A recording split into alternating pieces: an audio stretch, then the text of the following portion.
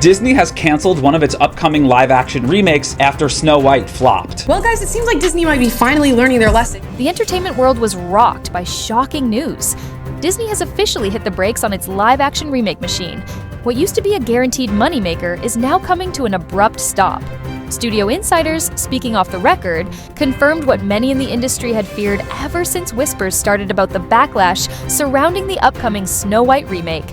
In one bold decision, Disney has shut down all current projects that were set to reimagine their classic animated films. They flopped so hard in Snow White, trying to be brazen and rewrite history and representative of its modern audience, and we all saw how that went. The announcement left industry insiders in shock, while longtime fans found themselves split on what this move means for Disney's future storytelling. For years, the Mouse House relied on nostalgia-driven remakes to anchor its lineup. Blockbusters like Beauty and the Beast, Aladdin, and The Lion King raked in billions, even if the reviews ranged from mild to downright harsh. But the Snow White remake sparked a different kind of trouble. From early on, it was clear the project was struggling, under the pressure of conflicting creative directions. And Disney decided to hire the most insufferable girl boss narcissist that exists on Earth, who hates Snow White. But hardly anyone predicted just how massive the backlash would be that finally pushed Disney to act. Quiet whispers of behind-the-scenes chaos turned into full-blown noise once test screening footage began circulating on social media. The clips painted a film that failed to honor its fairy tale origins and missed the mark with today's audience. The reaction became so fierce, top execs started worrying the negativity might damage the entire Disney brand. There is a big focus on her love story with a guy who literally stalks her. Weird. Had Disney pushed forward with similar projects, the fallout could have gotten worse. Rachel Zegler, who plays the lead princess, unexpectedly found herself at the center of a cultural storm. In today's world, where every soundbite and social post can go viral instantly, her bold support for the remake's modern themes sparked backlash. Traditional fans accused the studio of stripping away the soft charm and innocence of the beloved 1937 original. Every time she speaks, she gets less likable. There's some clip of her on the internet in her Snow White outfit saying, "Every hour I am in the outfit of Snow White wearing the dress. All 18 hours, I deserve to be paid for every single one." Soon, whispers turned into headlines as rumors claimed Zegler lashed out at a few critics during a private press event. Some even alleged she was briefly held back by security. Whether true or not, the story took off in online spaces already. Eager to believe the worst, hashtags demanding boycotts began trending globally, drowning out every attempt by Disney or Zegler's team to set the record straight. All of Andrew's scenes could get cut. Who knows? It's Hollywood, baby. What? So yeah, my agent would have punched me in the face. The film's shaky direction was obvious even before the rumor mill kicked into high gear.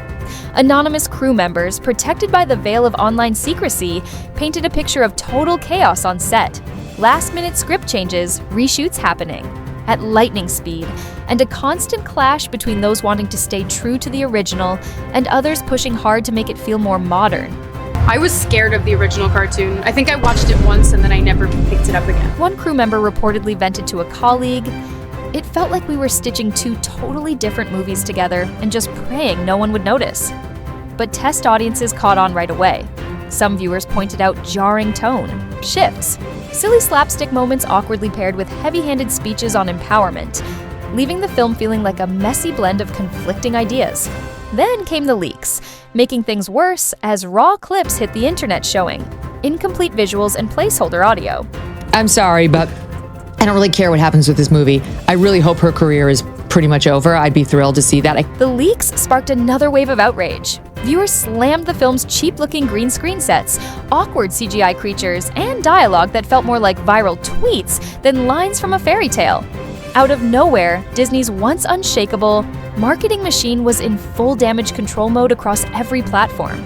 Their public statements tried to frame the backlash as a misunderstanding caused by out-of-context clips. But fans fired back, saying the footage only confirmed their biggest concerns. Is she not seen as box office poison now because of all of her antics? Snow White had drifted too far from the magic and charm of the original. Behind closed doors, Disney's top execs rushed into crisis meetings. One senior insider reportedly warned the film was turning into their version of Cats. a flashy mess doomed to become a meme instead of a box office hit. Another exec tried to stay hopeful, suggesting early hate could fade once the final version reached theaters. But the mood quickly shifted when financial experts stepped in with cold, hard numbers. So I get to vote as a shareholder of Disney. My stock has plateaued over the last 10 years. Forecasts revealed that if the backlash didn't die down, the film might not even break even, especially with skyrocketing marketing costs needed just to fix its image. One flop could be brushed off, but if it became a trend, it could seriously damage Disney's long-term strategy, where licensing deals and theme park success depend on keeping the brand's reputation spotless. Because there was so much backlash to her arrogance and just inanity. The breaking point came when a leaked internal memo laid out a troubling picture. Keeping the live-action lineup alive could trigger a ripple effect, losing trust from Disney's loyal family audience, the very group that usually stands by the brand. If that loyalty cracked, merchandise tied to future films would take a hit. Fewer families might show up for character events, and with streaming growth already slowing, more users could start looking elsewhere. I'm a narcissist. The original cartoon came out in 1937, and very evidently so.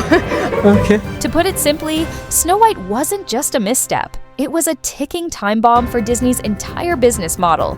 It posed a real risk to every major revenue stream the company depends on. Bob Iger, known for his sharp, no-nonsense approach, stepped in and made the tough decision. In a memo sent to all department heads, he explained the move as a part of a broader strategic reset and a commitment to protecting the Disney brand.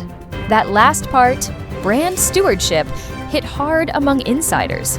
To them, it was clear. This wasn't just about creative direction. It was Disney's way of handling a full-blown brand emergency before it spiraled further. For the last 10 years, Disney, you ain't done shit. Projects that were still in early planning were suddenly frozen, while crews working hard on post-production were told to pause and wait for new instructions. Artists who had spent months crafting detailed sets and intricate costumes found out, through a generic company memo, that their work was now shelved indefinitely. As all this unfolded, social media exploded. Supporters of the cancellation saw it as a major win, celebrating what they called a much-needed course correction. If I was up there saying some stupid what an investment, like $300 million. Some praised the move, saying it helped protect the classic magic that defines Disney's iconic animated legacy.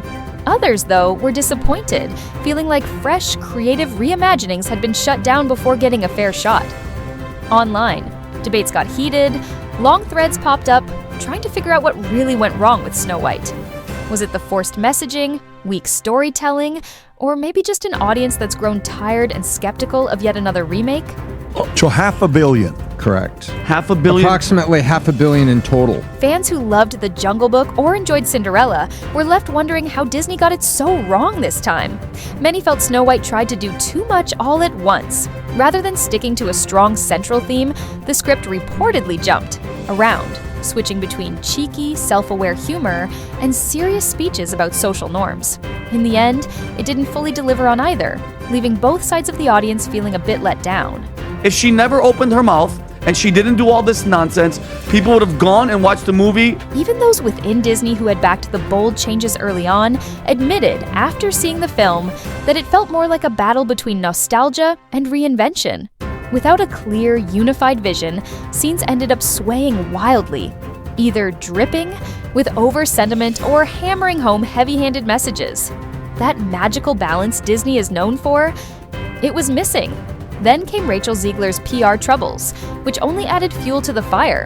Her confident remarks, meant to explain the film's direction, were taken by many as tone-deaf or even dismissive. When she referred to the original's gender roles as outdated, some longtime fans felt their treasured memories were being mocked. Each new interview clip spread like wildfire, often cut out of context and spun as proof the cast had no love for Disney's legacy. And generally attacking men and suggesting that Snow White was the story and all this. By the time Rachel Zegler tried to tone things down, it was already too late. The internet had exploded. Parody accounts, viral reaction videos, tabloid chaos. It drowned out every bit of subtlety. Greta Gerwig, once seen as Disney's bold, artsy move, was now just a side note. Sources say her early version of Snow White focused deeply on the characters and their original charm. But then came the studio's demands. More spectacle, more modern messages. The result? A confused mess that tried to be everything and ended up being nothing. Gerwig stayed quiet through the storm. But behind the scenes, people close to her say she was crushed. Contract bound, she couldn't say what she really felt. Industry insiders compared her to visionary directors who lost control to studio committees.